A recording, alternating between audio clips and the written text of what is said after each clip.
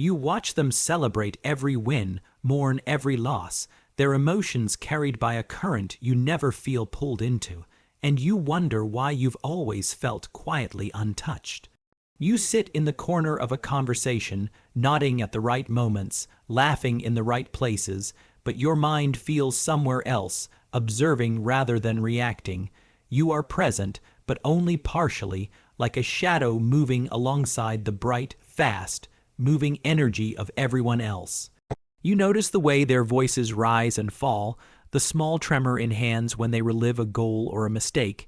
You notice the sparks of joy and the shadows of disappointment that streak across their faces. And you feel nothing that could be called urgent, nothing that could sweep you off your feet. It's not indifference, it's more subtle than that. It's a quiet calm that persists even in the middle of their chaos. You catch yourself replaying the moment later when you are alone, wondering what makes them so invested while you float nearby, untouched. You remember the times you tried to immerse yourself fully, to feel the adrenaline, to care with them. You remember how it felt like trying to pour water into a cup with no bottom. Your emotions simply didn't stick, didn't spike, didn't move the way theirs did, and you weren't disappointed exactly. You weren't frustrated. You were curious because beneath that stillness you sense a hidden rhythm, a kind of pulse you've never named, a pattern in how you feel and how others feel. You realize there's something about the way you experience attention, attachment, and identity that doesn't follow the same rules as everyone else. And in that realization, a question starts to form quietly, almost like it's being whispered. If the things that carry others completely don't carry you, what is it that does? Something is hiding in the spaces between their excitement and your calm. And you know that whatever it is, it will reveal itself eventually if you pay attention closely enough. It's not that sports or any collective obsession don't exist in your life. They are everywhere, on screens, in conversations, in laughter spilling across rooms. Headlines scroll past your attention, scores flash, debates flare, and still, your emotional center remains steady. You notice it all, every spike, every crash of collective emotion, without being carried away. You observe patterns: who celebrates too quickly, who grieves too deeply, who depends entirely on outcomes to define themselves. You see the invisible strings that pull them from one mood to the next, and you feel no tug at all. Instead, your attention drifts toward subtler things. You notice the hesitation in someone's voice before they speak. You catch a fleeting shadow in their expression when no one else is looking. You notice the gaps between words, the spaces where meaning hides.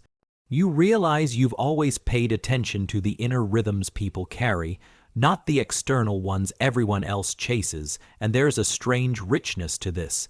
While others replay highlights and stats, you replay conversations, expressions, tiny gestures, internal logic, and silent patterns.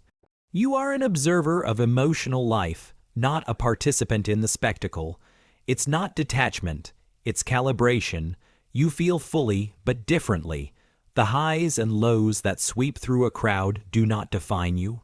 You've found a different kind of pulse, quieter, more consistent. You notice that while the world seems urgent, you are patient. While it chases peaks, you trace currents. You begin to understand that your calm is not accidental. It is formed by how you relate to attention itself, by noticing how emotions spread, how identity can be borrowed, how belonging can be built on external currents that leave little room for inner reflection. And yet curiosity gnaws at you. If the forces that carry everyone else completely don't carry you, then what shapes your own inner currents? What patterns are forming beneath the surface of your calm? And why have they remained hidden for so long? You sense a deeper truth waiting, something quietly powerful about how you process life, connection, and emotional energy. And the question lingers like a quiet hum: what are you carrying inside that no one else sees? Obsession is a strange thing. It asks for surrender. It demands that you let your emotions ride on something outside yourself, like a leaf caught in a river current. For many, that surrender is freeing. They belong completely in it, their highs and lows dictated by outcomes they can't control, and there's a comfort in that. Everyone knows the rhythm, everyone shares it, and no one questions it. You watch it happen with fascination, and sometimes with a quiet envy, not for the obsession itself, but for the intensity it brings, the way it colors every moment. For you, surrender has always been different. You notice yourself noticing, even in the midst of experiences designed to sweep people off their feet. Your emotions do not spike with a score or a crowd cheer. Even when you try to immerse yourself fully, a part of you steps back, observing. You feel the excitement of others, the tension, the joy, the heartbreak, but it doesn't overtake you. Instead, you feel a strange clarity. You see patterns in the way humans attach themselves to external things, how identity can be borrowed from teams, victories, rituals. And you realize your mind doesn't work that way. Your attachment flows inward first. Your emotions anchor themselves to internal landscapes before responding outward. This isn't detachment. It's a different kind of presence, one that thrives on depth over spectacle. You care, but you care differently. You notice subtleties that others miss. You feel layers of meaning behind a simple gesture, a glance, a sigh. And it fascinates you to watch how people let external currents dictate the rhythm of their inner lives, while your inner rhythm remains independent.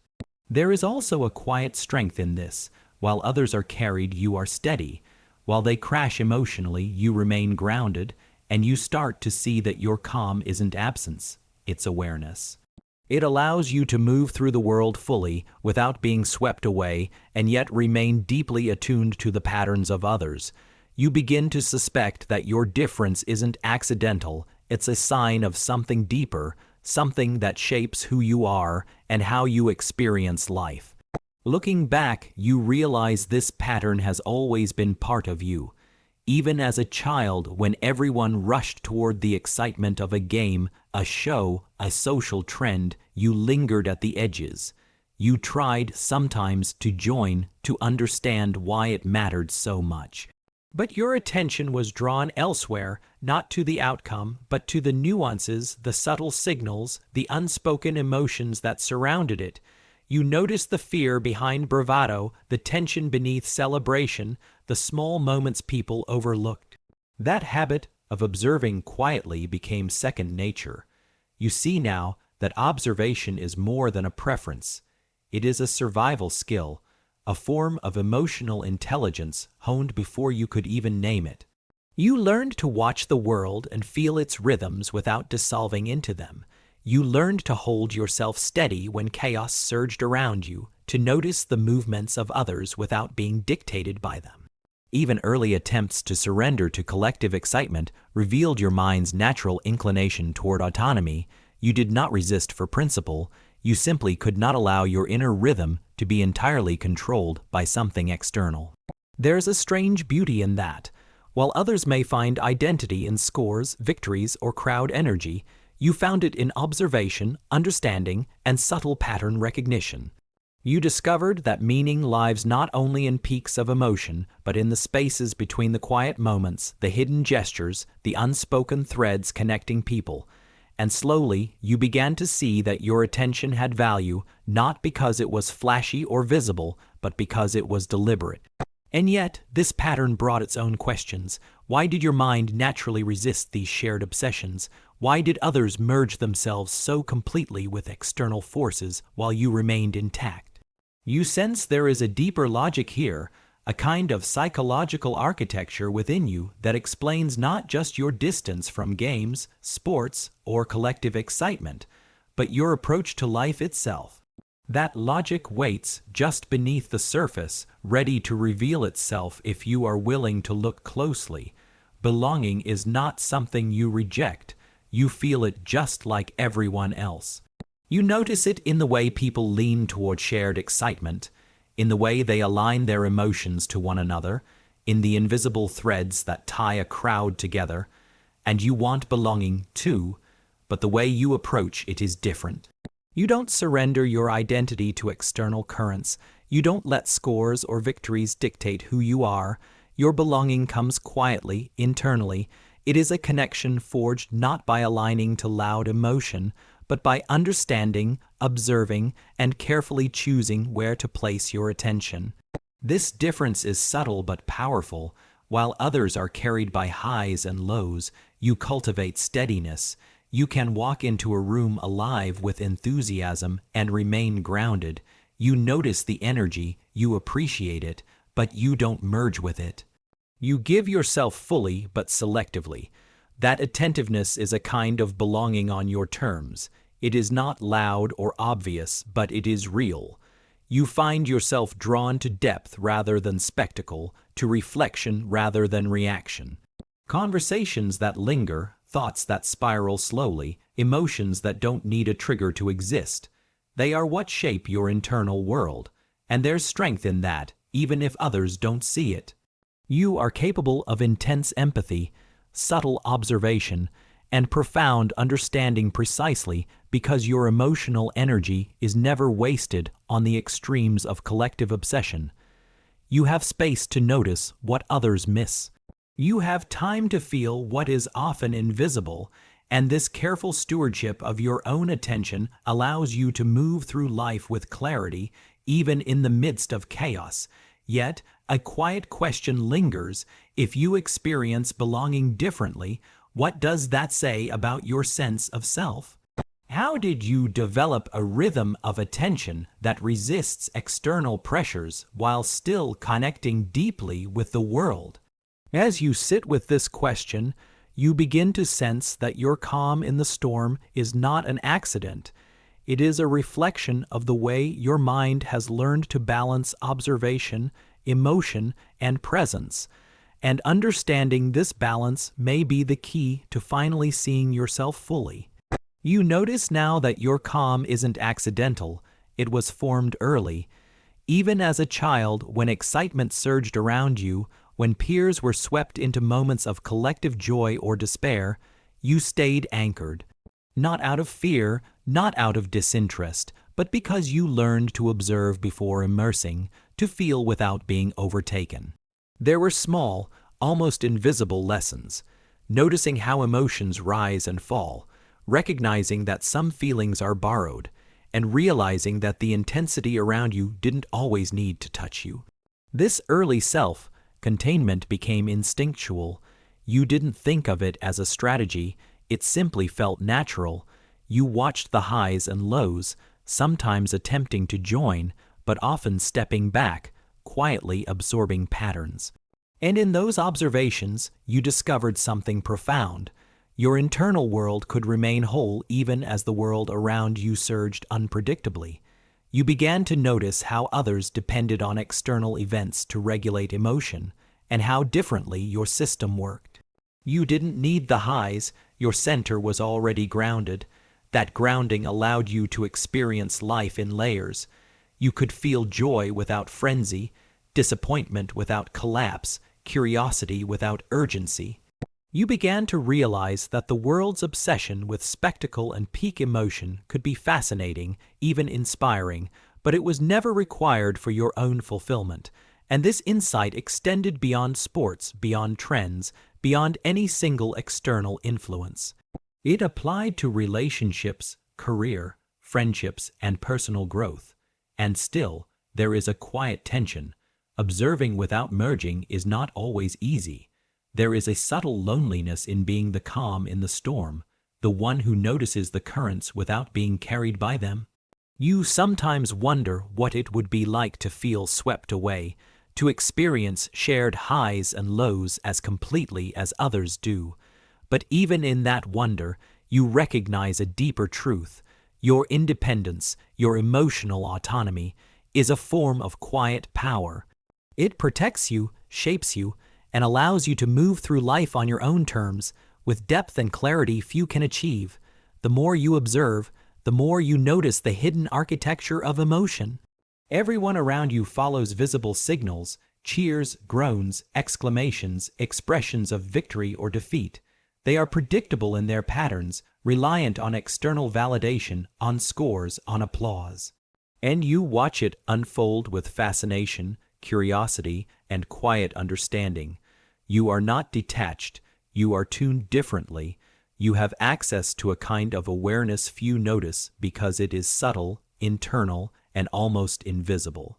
Your strength lies in observation. By noticing rather than surrendering, by attending rather than reacting, you cultivate clarity. You are able to track both the internal and external worlds at once, reading emotional layers that others miss. You see the unspoken dynamics of belonging, the quiet rules that shape collective excitement, and the ways in which identity can become borrowed or lost, and through all this, you remain intact, grounded, unshaken. It is in this integrity that you begin to recognize your true obsession, not with games or scores or social trends, but with understanding. You are drawn to inner patterns, human behavior, emotional truth, and subtle meaning. You feel alive in complexity, not in spectacle. While others are swept into external rhythms, you cultivate an internal rhythm that allows depth, reflection, and subtle insight. This is not weakness. It is mastery, quiet, steady, unseen. And as the pattern emerges, you sense a connection to the opening moment. The calm you felt amidst celebration and chaos was not absence. It was presence, the presence of your own mind and heart, fully attentive, fully alive, but unconsumed. That awareness carries a quiet power, a form of belonging and clarity that others cannot borrow, cannot impose. And in recognizing this, you begin to understand something fundamental about yourself, about attention, and about the ways your emotional life has always been structured. When you return to that first moment, the conversation, the celebration, the tension, you see it in a new light. You were not absent, not disconnected. You were attuned in a different way. You are noticing what others missed, the rhythm beneath the surface, the subtle shifts in emotion, the quiet signals that told a story louder than the cheers or groans. You realize now that your calm was not a lack of feeling. It was a kind of presence, a grounding point that allowed you to experience everything fully without being consumed. You begin to understand that your mind is naturally drawn to depth over spectacle. While others follow highs and lows dictated by scores and collective excitement, your attention gravitates toward meaning, pattern, and human connection. You feel curiosity more than adrenaline, reflection more than frenzy. And that is why the opening scene felt charged. It was a mirror of your own inner rhythm, a moment that both separated you from the crowd and quietly defined your way of being. There's a clarity in this realization. You notice how often people borrow emotion to feel alive, how collective obsession can provide identity and purpose, and yet you never needed that external anchor. Your internal world was sufficient. Your calmness was not emptiness, it was awareness. You were standing beside the current, observing it, learning from it, while remaining unshaken. That distance allowed you to notice the depth in others, the subtleties in their experience, and the patterns that drive human behavior. And there's a quiet satisfaction in recognizing this. You are not missing out. You are simply operating differently. Your emotional autonomy, cultivated over years of quiet observation, allows you to experience life in a steady, rich, and nuanced way. The scene that once felt foreign now feels familiar. You understand that your difference is not isolation, it is insight. And in this understanding, you begin to feel the subtle pulse of your own presence, strong, calm, and fully alive. Everything begins to align. Your calm, your attentiveness, your subtle observation, your resistance to external emotional currents, they are all expressions of the same underlying pattern. You see now that not being obsessed is not a deficit. It is a deliberate, often unconscious cultivation of autonomy, self-regulation, and depth. You notice how sports, fandom, trends, and collective passions operate as emotional scaffolding for many, but you've always built your scaffolding internally. Your foundation is your own attention, your own observation, your own emotional awareness. This insight transforms how you understand yourself. You begin to see that your seeming distance is actually presence. The very trait that has sometimes made you feel out of sync with the world is precisely the trait that allows you to navigate it with clarity, compassion, and insight. You are sensitive to subtleties, tuned to hidden patterns, capable of understanding complex emotional landscapes without needing to surrender yourself. That awareness is a rare kind of belonging, one rooted in understanding, not in noise or intensity. You also recognize that this pattern is not arbitrary. It has been shaped over time by early experiences, by how you learned to anchor yourself, by the quiet lessons your mind absorbed while others were swept up in collective excitement. That discipline, formed without conscious effort, has given you an inner calm that allows reflection and insight where others feel only intensity. And you begin to see that your life, your choices, your attention, and your emotional energy all follow a rhythm designed to preserve depth, autonomy, and quiet understanding. Returning fully to the opening scene, you now feel a sense of connection rather than separation. You are not untouched by the world. You were attuned differently, more delicately, more perceptively, and in that attunement you find not isolation, but a form of insight and presence that gives life richness, meaning, and subtle joy. You finally understand the pattern of your own attention, the depth of your own perception, and the quiet intelligence of your emotional life. In the end, the realization is simple but profound. Not obsessing is not about what you avoid, it is about what you preserve. Your attention, your emotional autonomy, your inner coherence, these are your most valuable possessions, and they have been quietly protected by a lifetime of observation and reflection. You move through life fully aware of the currents around you, yet free from being swept away. That freedom is not loneliness, it is clarity, depth, and presence. You notice how often people mistake intensity for engagement, chaos for vitality, noise for connection, and you recognize that your calm does not mean disconnection. It means you experience life fully, deeply, deliberately. You belong, but in a measured way, one that does not require losing yourself to the moment. You engage, but with awareness, curiosity, and reflection.